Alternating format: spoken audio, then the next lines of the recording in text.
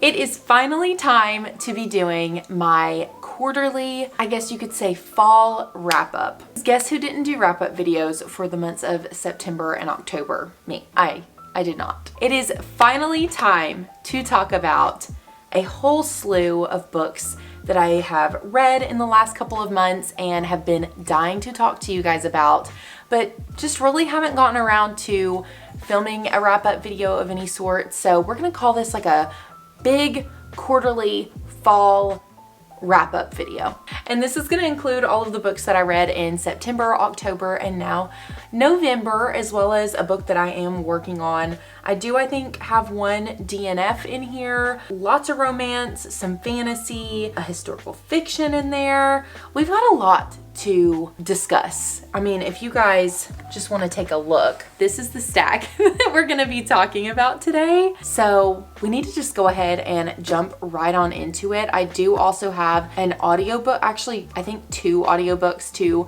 talk to you guys about as well on top of all of these books. So yeah, we do need to just like go ahead and get rolling with talking about all of these books. But hopefully this will be a good time to be posting this video because this is going to be up right before Black Friday and the holidays, and when you can maybe take some of my recommendations that I'm giving you today and go and pick up some of these really awesome books that I've read in the last couple months. Speaking of Black Friday and the holidays coming up, I did want to talk to you about the jewelry that I am wearing today, and that is none other than my favorite jewelry brand of all time, Ana Luisa. I know you guys have heard me talk about Ana Luisa before, and here we are again today to absolutely rave all about this brand. I am truly obsessed, you guys. So I'm just gonna start with showing you like what I'm wearing right now, just to level up my comfy outfit that I have on. So the first piece that I have on here, I just love this so much. It is a connected layered necklace, and I'm a gold girl, so this is just perfect for every day for me. I love this so much. I've already worn it so many times and I get so many compliments on it every time I wear it. It's also really fun to layer with as well. And I actually have another necklace from Ana Luisa that I like to layer with this here and there, which I'll show you in just a second. But I also have on these really cute little hoops right now, which actually turn into something way more fun. So let me just show you what I'm talking about. What I love so much about Ana Luisa, first off, is that they come in these really nice travel little cases, and I've already used these a couple of times. I was out of town a lot in October, so I was able to use these and they came in handy literally so much. I use them at home as well, just to store all of my Ana Luisa because it's my favorite jewelry. I want to keep it very protected, and there's always like just so much room in this little thing. The little magnetic clasps are amazing. I just love it so much. Let me just show you how fun these earrings actually are. So I've also got these right here that I can attach onto those hoops if I want to dress up my look a little bit. So I literally can just pop that right on just like that and elevate my outfit in literally 2 seconds. It's like my favorite thing ever. Is that not the coolest thing you've ever seen? And I'm sure they've got other pieces too that you can use these on. I actually just got a pair of hoops from them as well that I am so excited to start wearing, and I bet I could probably pop these on the hoops that I just got as well. I also have this necklace, which I'm pretty sure I've shown you guys before, that kind of matches my hoop situation that I've got going on, and I love to pair those together. But whenever I'm doing a little bit of a more casual or elevated casual look, I do like to throw this necklace on with the layered necklace that I have right now. So I'll show you what that looks like, just to add a little bit more flair, you know? It's just fun. We love it.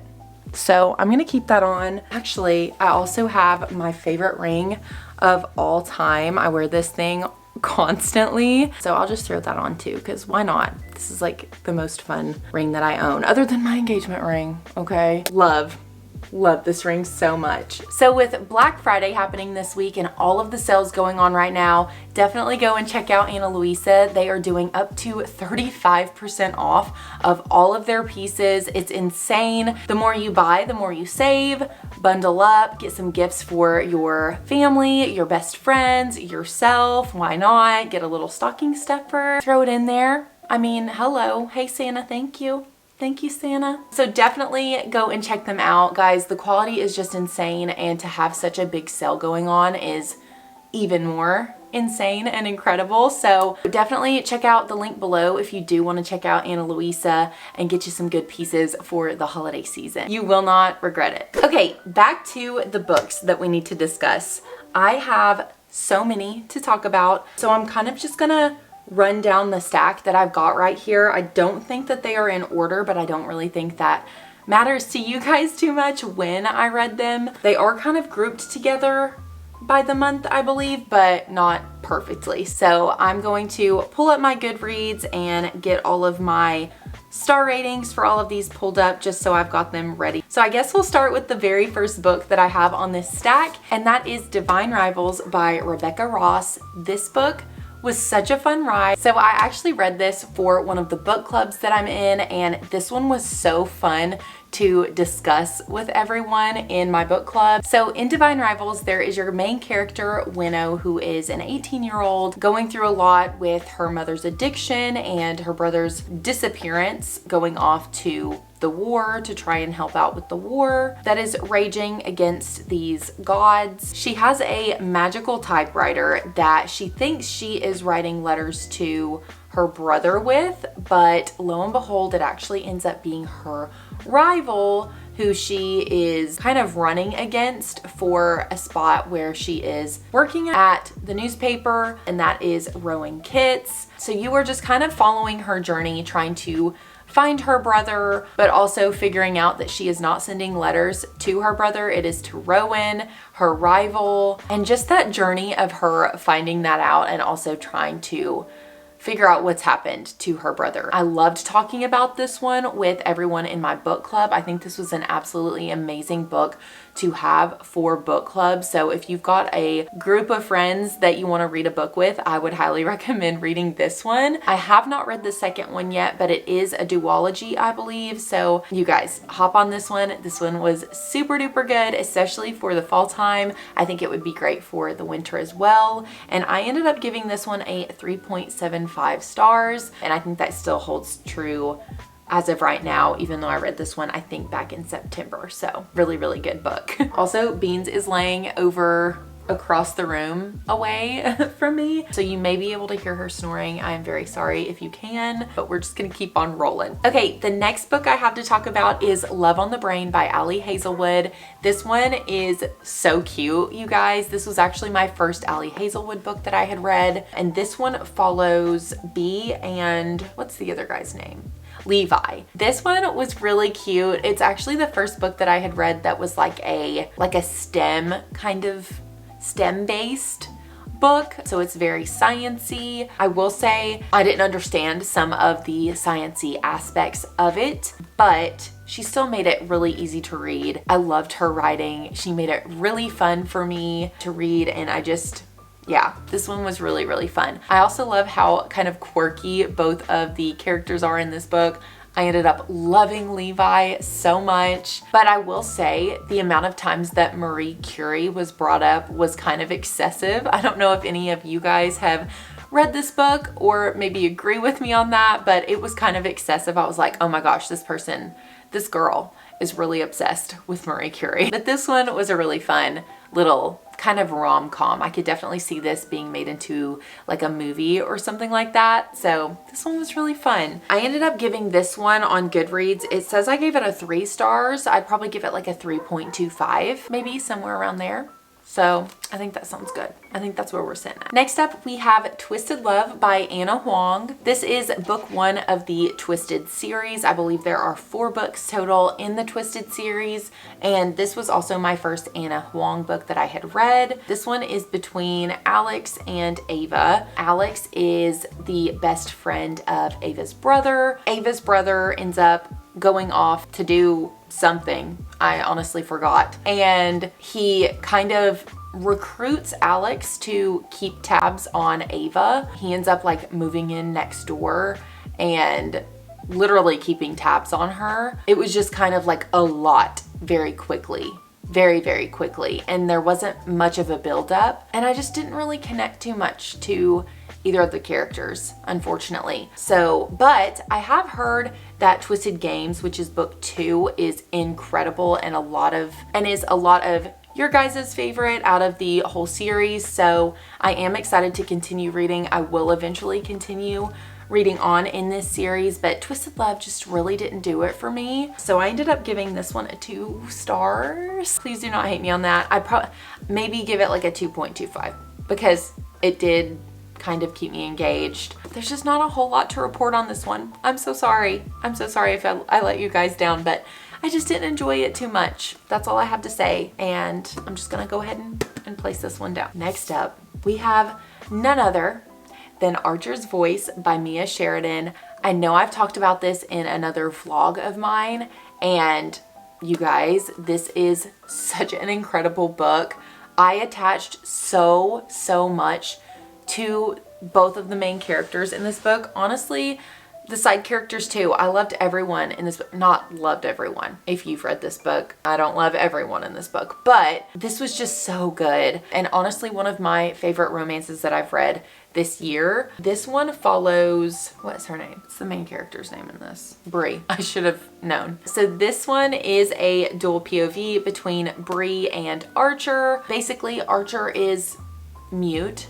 Something very, very traumatic happens in his past that you eventually will learn about. Bree eventually learns about. She also had something very traumatic happen in her past as well. And you kind of see their character development and their growth together, kind of going through these things that have happened in their past and kind of how they're living out their lives now. And there's a lot of growth specifically on Archer's side. I love him so much. I think this book was incredibly well written, and I will be reading more of Mia Sheridan's work. I do have one of her other books on my TBR cart currently. I can't remember the name of it. I think it's like Most of All You is the other one that I have. So let me know if you've read that one, and hopefully I'll be pulling that for one of my next TBRs. But this one, you guys, was absolutely incredible. Highly recommend if you want a really good romance that's a little bit different from the norm, I feel like. I ended up giving this one a 4 stars on Goodreads. I would probably give it more like a 4.5 at this point, honestly, because I do remember a lot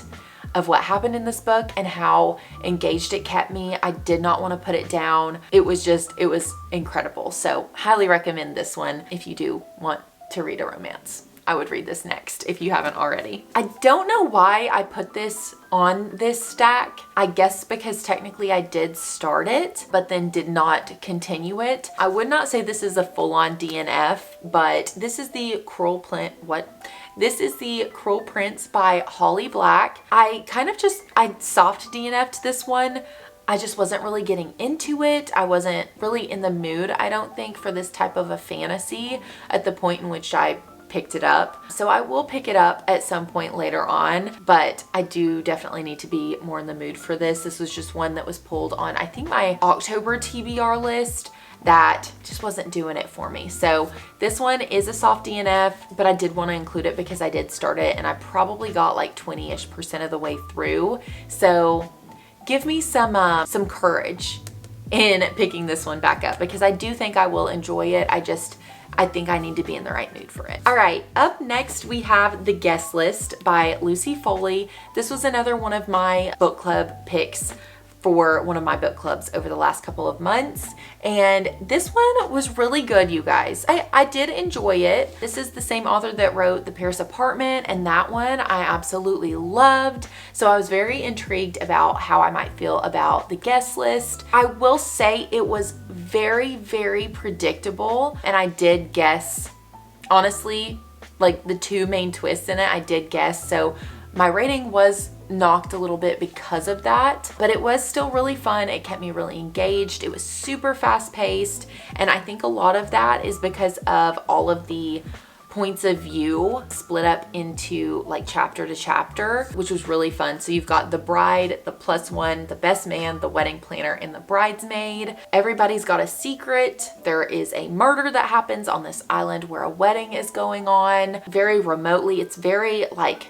the vibes of this were definitely giving like a very eerie feel, which I think was very fitting for the story, but it was super predictable. So that did knock my score on it. Just in comparison to the Paris apartment, I had no idea what the twist was going to be, or the twists, plural, I guess I should say, in the Paris apartment, whereas this one was a little bit more. So I ended up giving this one, let me see, what did I give this one? I ended up giving this one just an even 3 stars. I really enjoyed it. I would recommend it if you want something pretty fast paced that isn't, you know, like anywhere near close to horror. I think it's more so just like a psychological kind of thriller, more mystery than anything. So definitely would recommend if that's something that you're looking for. All right, next up I have Flawless by Elsie Silver. This was so good. This was actually my first like cowboy kind of rural-esque romance that I had read. It was just such a good time. You follow Rhett and Summer. Summer basically is hired by her father to keep tabs on Rhett, who is a professional bull rider, but he's gotten into some trouble recently, and so her dad, who is his boss and manager, basically sends in the troops, sends Summer in, and is like, keep tabs on this guy. Lo and behold, there's some romance that happens, okay? That's all I'll say. I'm not gonna spoil anything for y'all. But it was such a fun ride, pun intended. I'm so sorry for my neighbor's dog. This was my first Elsie Silver book that I had read, and it was just so fun. I loved Rhett specifically. I think he was like so sweet and just funny, and I loved their banter. I listened to a lot of this audibly whenever I was traveling back and forth to Nashville for a trip. This one was just great. So I would recommend if you want a really fun cowboy romance. I ended up giving this one a 4 stars, I think. That's what I have here on Goodreads, but I'd maybe even give it like a 4.25, honestly. It was super, super good, and I'm definitely excited to be reading more in the Chestnut Spring series, so can't wait to get my hands on the next book. Next up, we've got Firefly Lane by Kristen Hanna. This was also my first Kristen Hanna book. Oh my goodness, I have not thought of a book every single day pretty much like I have with this one since reading it. This one follows Tully and Kate kind of through every era that they're growing up in. It starts in, I think, the 70s when they're very young, and follows all of their kind of trials and struggles throughout their life, and whenever they meet each other, they grow a really close bond, and you go through every different, like every single decade with them, which is such a good time. I loved this one so much and connected to both of them in so many different ways, and I love that I felt really every emotion throughout this book. It was an emotional book. The ending really was like a tearjerker for me. This was just absolutely incredible, and I do need to get Netflix again so that I can watch the series, because I've heard it is so good too. But you guys have to read this if you have not already. It was so good. Definitely a 5-star for me. I will recommend this book for forever, probably, and I think I will be going back to annotate at a later point whenever I'm ready to pick it up again, because it was so insanely good. I loved this book so much. All right, next up I've got 2 books here, which I am so excited to talk to you guys about. This is book 1 and 2 of the Caraval series by Stephanie Garber. So I've got Caraval and Legendary here. These are, oh no, I'm just noticing that the lettering on Legendary is gold and this one is white, so they don't match. That's unfortunate. Oh well, that's okay. Anyway, I figured I would go ahead and group both of these together to talk about because they are part of the same series. I just finished Legendary early last week, and you guys, I stinking love this series. I cannot wait to read finale, however you say that, because these books are so much fun and so different to every other book or series that I've read, but it also at the same time gives a very similar feeling to the Once Upon a Broken Heart series, which I also love so very much and need the last book of. What in the world? I need to be hopping on these third books of the Stephanie Garber series. I don't know what I'm doing, y'all. But in this series, you've got a couple of sisters who are more so just trying to escape their life with their horrible father, pretty much. And Legend is this person that basically can grant you your one biggest wish in life if you win his game. But you do have to be invited to the game, and there's a lot of trials that you have to go through to win the game. It really tests your luck and your character, all these things. It's so much fun, and it's a different vibe of book than I've ever read before. It's got an eerie feel to it, but also that like magical aspect of it. It's just, there's some weird thing there that I don't know how to like describe. It's just so good, and if you've read it, I think you might know what I'm talking about. But both of these books were absolutely incredible. I don't remember what I rated these. Let me see. Oh my gosh, Caraval I actually haven't put a rating on Goodreads, which is kind of odd. I don't know why I haven't. I would give both of these books at least a 4-star. If not, maybe Caraval being like a 4.5, and then Legendary being like a 4.25. I just love the initial story in Caraval. It was so good. And there is a character that is in this series that you do end up seeing in Once Upon a Broken Heart as well, which is super fun. So technically I was supposed to read this series first, but I think it's okay. But yeah, so these were easily over 4 stars. Loved them so much. And if you need a different book to read that isn't just your average romance or fantasy, mystery kind of thing like that, definitely pick this series up. It was so good. All right, and then we've got Ugly Love by Colleen Hoover. This one follows Tate and Miles. This is a dual POV as well as dual timeline. I honestly don't remember a whole lot about this book, if I'm being honest. I do remember Miles being like the best friend of Tate's brother. Tate goes through something, ends up having to move in with her brother last minute, and things kind of escalate from there with Miles, who lives like across the hall, I believe, from Tate's brother. You go through both of their pasts. Miles specifically is so sad. It is pretty like tragic what happened in his past, but it does tell a lot about his character. I loved Miles so much, and he was easily my favorite character in this book. But yeah, I mean, I had a good time with this one. I would recommend it if you need a bit of emotional romance. Honestly, I gave this one a 3.75. I really enjoyed this book. I know Colleen Hoover gets like hate and stuff, but I loved It Ends With Us and It Starts With Us and Verity, so I wasn't surprised that I did enjoy this one a lot too. Okay, and then I also have to talk about 2 other books that I listened to audibly. So the first one is Listen for the Lie by Amy Tintera. This book specifically audibly was incredible, you guys. It was just so fun. Number one, the fact that it was based around a podcast. So when you're listening to it, it sounds like you are listening to a podcast at certain chapters. Incredible.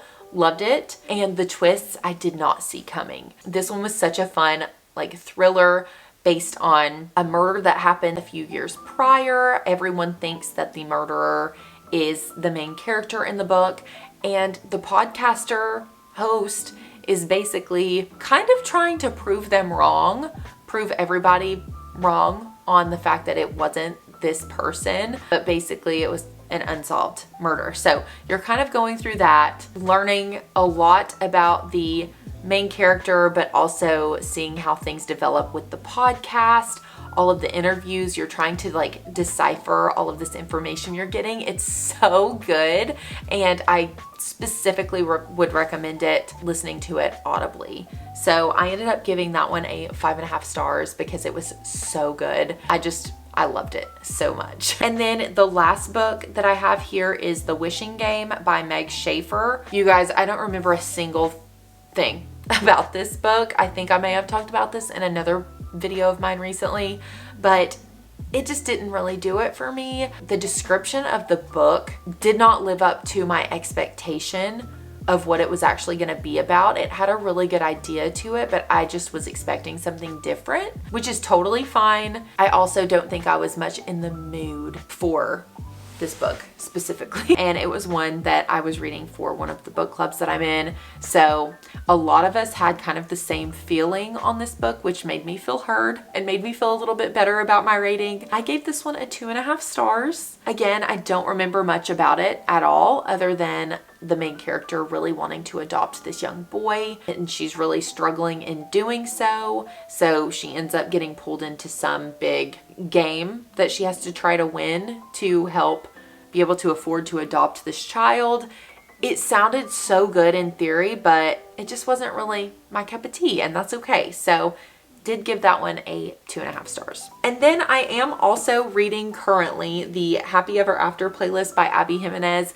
Y'all already know I'm obsessed with this one already so far. I'm a lot further than this now, but I've been reading on my Kindle. I would say I'm at least halfway through, but this one has been so much fun so far, so I did want to throw it in just to say that if you have not read this, to go ahead and go pick it up because it's so good and so fun. This one, you follow Sloan and Jason. Jason is a huge artist that's up and coming. Basically, Sloan one day is driving down the street and a dog hops in her car. So she ends up taking this dog in, trying to find its owner, figuring out what's going on with this random dog that just literally fell through the roof of her car. Eventually you find out it is Jason's dog, Tucker, and I just love like the added effects of the dog being in this book. It's so fun. And I love that every chapter has a song to go with it to listen to while you're reading the book.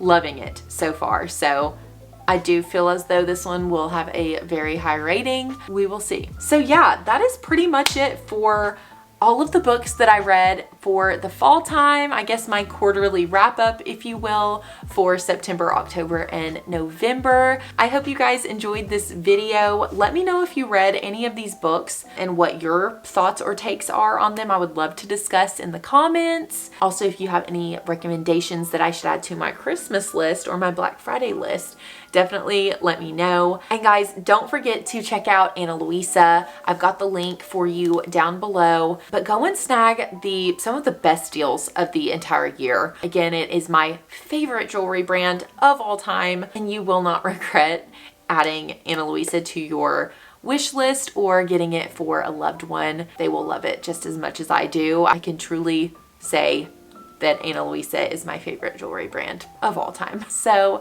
with that, I hope you guys have an amazing and happy Thanksgiving with your family and your friends, whoever you're spending the holidays with. Have fun shopping for Black Friday, and I will see you guys in the month of December. Bye.